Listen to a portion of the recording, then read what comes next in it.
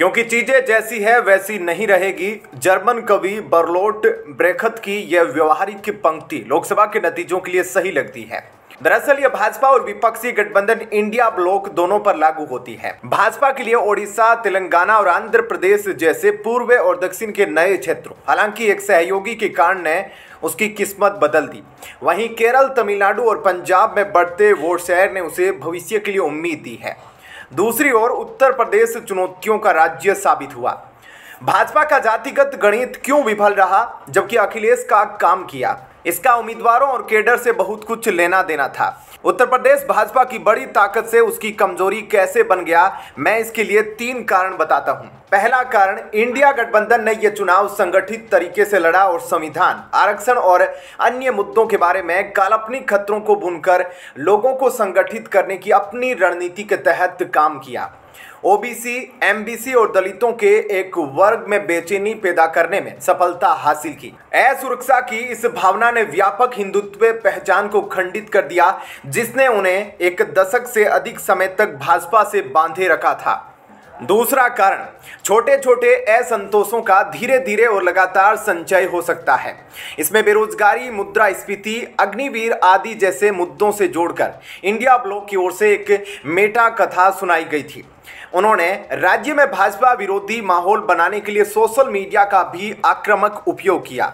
तीसरा कारण, समाजवादी पार्टी ने राज्य में सोशल इंजीनियरिंग मॉडल से सीख लेकर अपने सामाजिक गठबंधन में विविधता लाई, जो गैर यादव, गैर जाटव राजनीतिक भागीदारी पर आधारित है।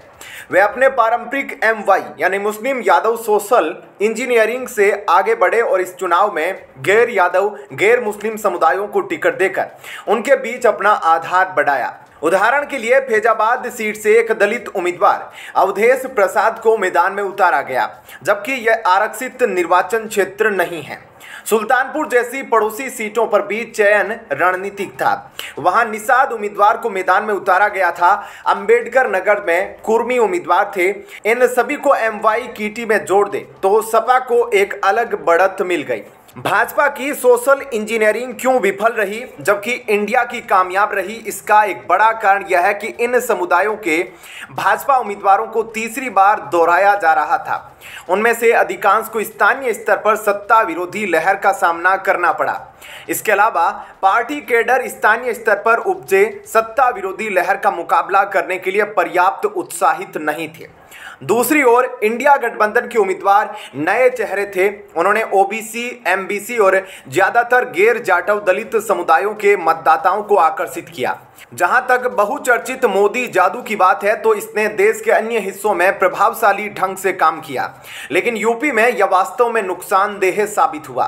मोदी योगी छवि पर अत्यधिक निर्भरता के कारण उम्मीदवार और कई कार्यकर्ता सुस्त हो गए।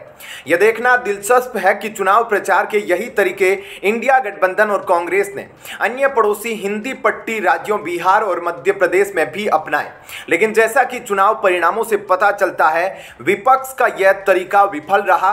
भाजपा ने मध्य प्रदेश में बहुत प्रभावशाली जीत हासिल की, बिहार में मजबूत प्रदर्शन किया। ऐसा क्यों है? मेरे विचार से बिहार में एनडीए गठबंधन के पास गैर यादव ओबीसी राजनीति के बड़े चेहरे हैं, जैसे कि नीतीश कुमार, सम्राट चौधरी और दलित नेता चिराग पासवान, जो दुसाध जाति से आते हैं। दुसाध जाति बिहार में सबसे बड़ा दलित समुदाय है।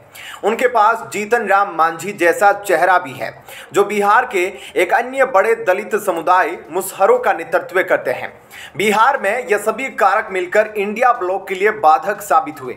मध्य प्रदेश में भाजपा के पास शिवराज सिंह चौहान और मुख्यमंत्री मोहन यादव का विश्वसनीय ओबीसी चेहरा है, जिन्होंने कांग्रेस की कहानी का मुकाबला किया। कांग्रेस के पास इन राज्यों में विश्वसनीय ओबीसी राजनीतिक चेहरा नहीं था।